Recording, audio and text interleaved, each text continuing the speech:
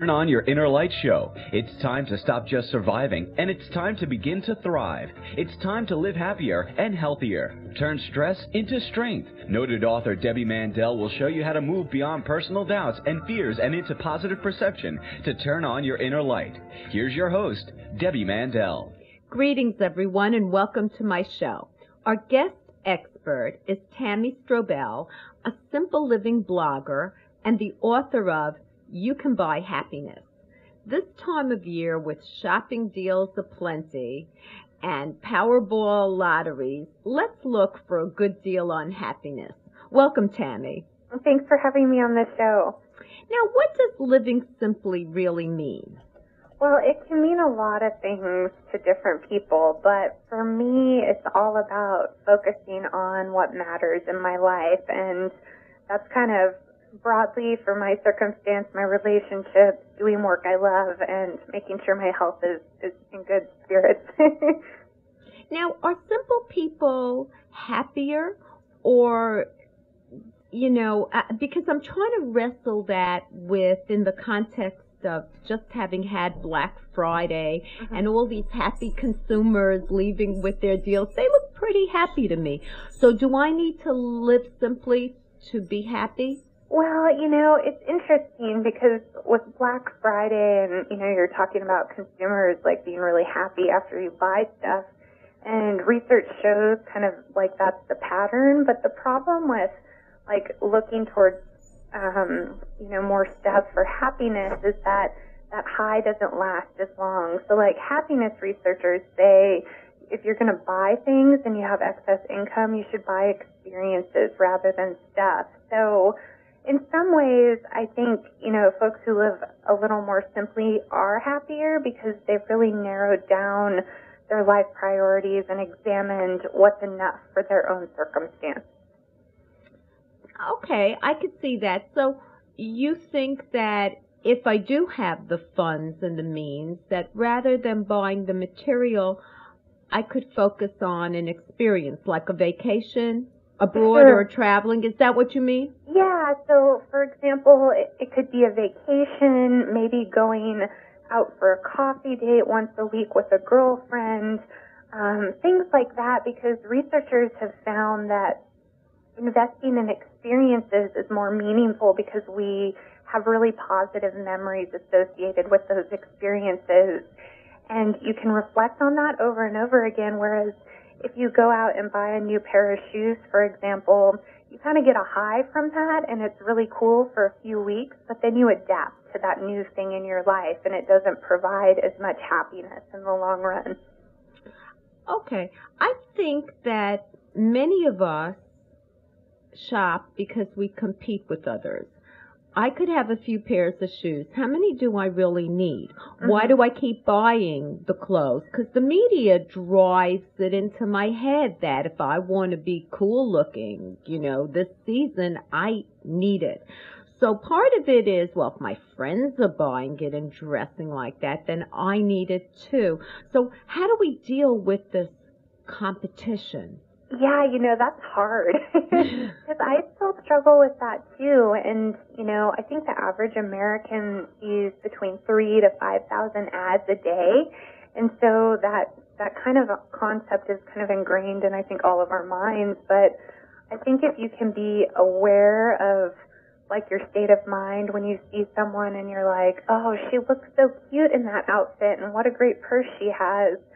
And you feel like this need to go out and buy it, but maybe you can step back and be like, well, do I really need that? And something that I use to kind of help me not buy, like in terms of competing with others, is just waiting for 30 days and really thinking about the purchase rather than just running out to the mall and getting the thing right away. That's a good strategy. If it is that important to you, well, it'll keep. And then you have the time to reflect on it, because so much, I guess the corollary of that is impulse shopping. Yeah. I'm stressed. I need to fill my empty heart with a pair of shoes. Yeah, and I used to do that all the time, and it really didn't make me very happy in the long run. And so kind of trying to shift my mindset has really helped, and having kind of that, 30-day waiting period is super helpful for me, at least. Now, what is life like in a tiny house? Because when I was reading your book on You Can Buy Happiness, you went into a very small space. Would you describe that? Sure. So we live in a tiny 128 square foot house, and it looks like a small cabin, except it's on wheels. And so the house is 16 feet long, 8 feet wide, and then 13 feet tall. And so kind of to give you perspective, it would fit into your average kind of car parking space. But in the house itself, we have a sleeping loft and a kitchen and a really cool little window nook where we sit and read. And so for our circumstance, it fits us really well, and we designed it to kind of meet our everyday needs. So kind of what the house is like. That's a really small space. That's tiny, even by Manhattan studio size. Although I think that people are looking to downsize those to maximize housing to dollars in the city. What were you living in before that? Well, our process of kind of scaling down our living space has happened over about 7 years. We started out in a 1,200 square foot apartment that was exploding with stuff. And so then we kind of started going smaller and smaller. So from there we went to a large one bedroom, then a small one bedroom, and then a studio, and now we're in the tiny house. So we've definitely taken this process slowly. Well, it makes sense. So what you're saying is you kept adapting yourself to the space. It was kind of inch by inch till you got there. You didn't go like from all to nothing. Right. Not implying that this is nothing, but right. It's pretty tiny. So somebody, let's say, coming from a 5,000 square foot house, you wouldn't recommend that they go into this type of house immediately. And I really think it depends on your life circumstance and what you really want. And I have a friend in Portland who actually just downsized from a 5,000 square foot house to a 1,200 square foot condo in downtown Portland. And so she's really excited about the transition because, her kids had gone to college, and so it was just her and her husband in this giant house. Well, let's hold that thought. I don't want to rush it because this is fascinating. And we will go to commercial break and return with Tammy Strobel, author of You Can Buy Happiness. Well, a little.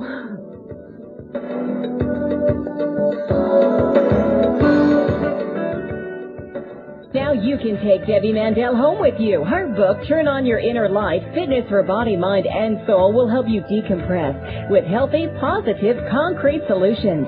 Common life challenges are presented so that you can quickly find the help you need. Emotional tips, original meditations, and a fun and easy-to-follow fitness workout for each mindset. This revolutionary new method will help you rewire mind and body to take back your power. Get it on Amazon. Are you overwhelmed with the burden of taking care of children, parents, or both? Are you taking care of everyone else except yourself?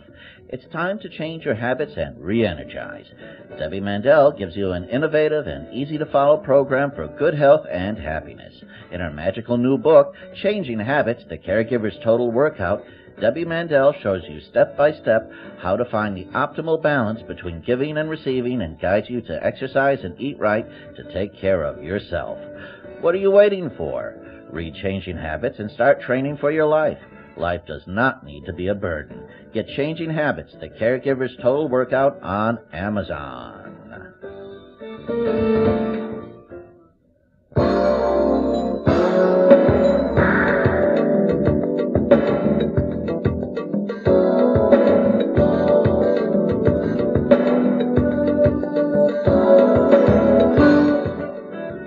You're listening to the Turn On Your Inner Light show.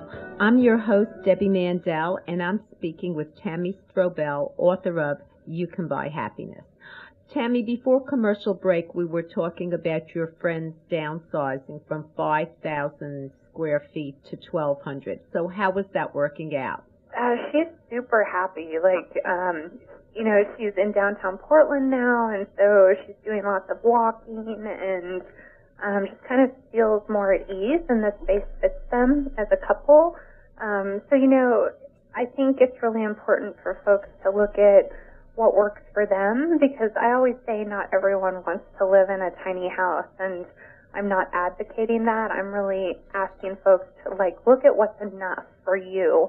And, if you're not happy in a 5,000 square foot house, well, maybe you can downsize to 2,000 or 1,000. That's a worthy point, especially in our time period. So many people were affected in my neck of the woods by the nor'easter Sandy, which was previously known as a hurricane. And people are forced to downsize and to, I guess, prioritize shelter, food, warmth, and that kind of struggle. Sometimes there are these benefits, I will say, that come after a catastrophe. Sometimes to the land, like a tsunami, brings a lot of fertility to soil, and in this case, maybe this brought some fertility to the heart in reevaluating, because so much was thrown away. Right. So many memories, so many possessions. Given that we could see, based on that, how much do we really need? When a flood forces you to throw things away that you've treasured, maybe, we could do with less. Well, and, my heart just goes out to people who are affected by the hurricane, because it's one thing to kind of voluntarily downsize your life, and it's a completely different scenario when you're hit by a natural disaster or money gets so tight where you have to make hard decisions. And so, it's kind of those things really, I think, make people look at what's enough, and sometimes that's really, it can be difficult, but it's interesting. I just read this book called Daring Greatly by Brene Brown, and she talks about how hope is a function of struggle, so that basically, we all have these struggles in our lives, but trying to look at it more in a positive light and kind of walking away with a little bit of hope, even if it's because of a tragedy. I think sometimes it's the tragedies that and these overwhelming, sweeping tragedies that might have a secret or hidden benefit other than hope, but testing our resiliency, but also inspiring us maybe to be happier. Maybe out of this adversity comes a certain triumph of spirit, saying, wow, I got rid of all this, and it is terrible, but in some way I've decluttered, and I could see the essentials, and maybe live differently. Sometimes we don't know until we see the whole picture of what was a bad thing, what was a good thing, Right. So true. So I feel that your book has so much merit. It's kind of sandwiched for me when I read it during the time of this catastrophe, the cataclysm of the water, and Black Friday. With this frenzy of billions of dollars being spent on all kinds of stuff. Yeah. And I'm saying virtue in the middle, I guess. Yeah. Well, and it's kind of, I always tell people, it's like stuff is replaceable and your relationships aren't, so it's kind of, as we move into the holidays, I think kind of keeping in mind that the holidays should be about family and really spending quality time with the people you love rather than running out and buying all kinds of stuff that you probably don't need. Well, that's a good springboard. How has your relationship fared downsizing into this closet-like home? It's interesting. Our relationships are really better than ever, and I think that's because we have the time to focus on what really matters, and, we're out in the world experiencing it, and, for me, this idea of really focusing on relationships has been reinforced by a lot of loss in my life. My dad died in June, and I'm sorry. Thank you. But it's, I'm so sad that he's gone, but at the same time, I was able to go down and help take care of him in the first half of the year, and I was with him when he passed, and so that's for me, an incredible gift, and I had the time and flexibility to do that, and so it's kind of just, I've really tried to create a life where I have that flexibility, and it's really empowering in a lot of ways. So you don't have to feel like a slave in the labor market, where you have to, I think your background, according to the book, was finance. So, finance is crazy, and you could work 7 days a week and 15-hour days. And this way, you had time to focus on relationships as opposed to, I guess, the materialism. How is your relationship with your guy? Is it too close? It's great. I feel like our marriage is stronger than ever, and it's funny because people always ask me, well, how can you stand, living in such a small space with your husband? And I'm like, well, I actually like spending time with him. He's my best One friend. One of the few. So we're okay, and it's kind of, if we need space, we just, go for a walk or go for a bike ride, and we also have the sleeping loft, so it's like if one of us let's not rush this point, because I'm sure we're eager to find out how this is working out. We will go to commercial break and return with Tammy Strobel, author of You Can Buy Happiness.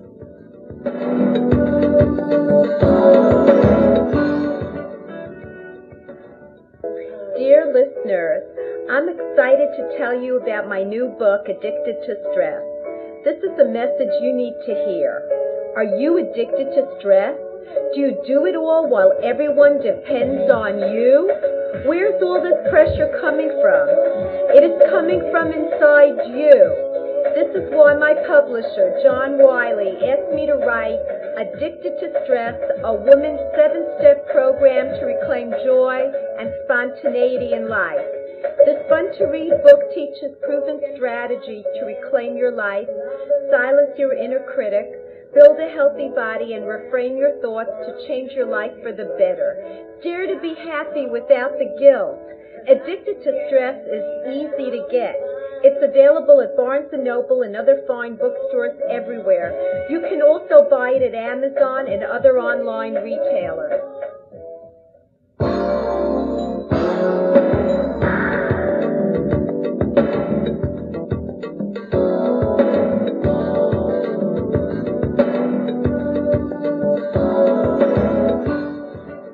We're back with Tammy Strobel of You Can Buy Happiness.